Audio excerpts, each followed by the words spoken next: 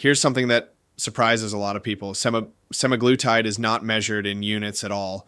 And if you've ever used insulin, that distinction is really important to understand before you ever pick up a pen. If you're starting semaglutide or you've been on it for a while and still have questions about how the dosing works, this video is for you. Getting this right matters not just for effectiveness, but for your safety. So let's start with the core thing. Semaglutide is dosed in milligrams, not units. That might sound like a small detail, but it's a really big deal. Insulin is measured in units. Semaglutide is not. These are two completely different systems, and confusing them can lead to serious dosing errors.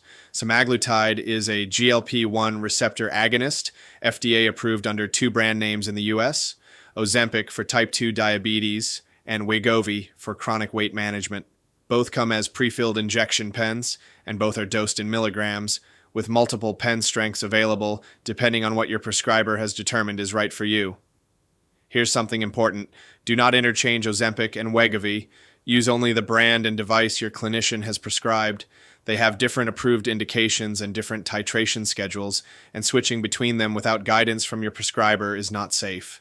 Now, because these are pre-filled pens, you don't need to calculate anything yourself. The pen is already designed to deliver your prescribed dose. What you should do is follow the instructions for use that come with your medication and get proper training from your clinician or pharmacist. Do not try to measure by volume, count clicks, or transfer the medication into a separate syringe. Using the pen any other way introduces real risk of error. One more thing worth mentioning. Compounded semaglutide products are out there, and they're not interchangeable with FDA-approved brands. Concentrations can vary, and if you're using a compounded product, your dosing and administration instructions must come directly from your prescriber or pharmacist. Don't assume the same rules apply. If you've used insulin before, this is especially worth hearing. The unit-based system you're used to does not apply here. The two systems don't convert into each other. So if you're transitioning from insulin to semaglutide or using both at the same time, make sure you and your care team have clearly talked through how each medication is administered.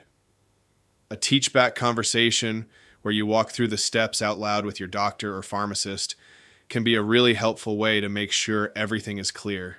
When you talk to your healthcare provider, good things to go over include confirming your prescribed dose in milligrams, making sure the pen strength you've been given matches that prescription, and asking for a demonstration if you haven't had one. Your pharmacist is also a great resource for device-specific questions.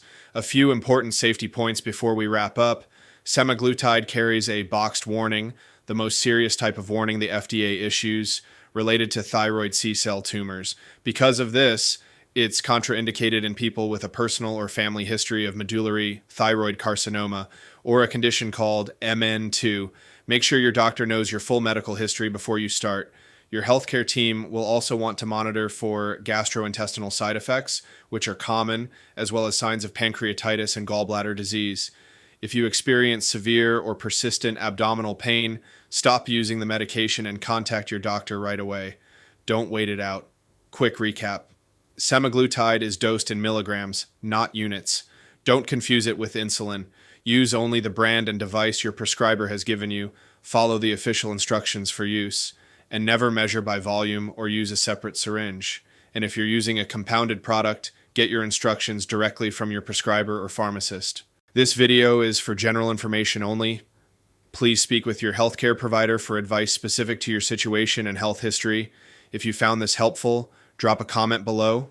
And if you want more videos like this, make sure you like and subscribe so you don't miss them.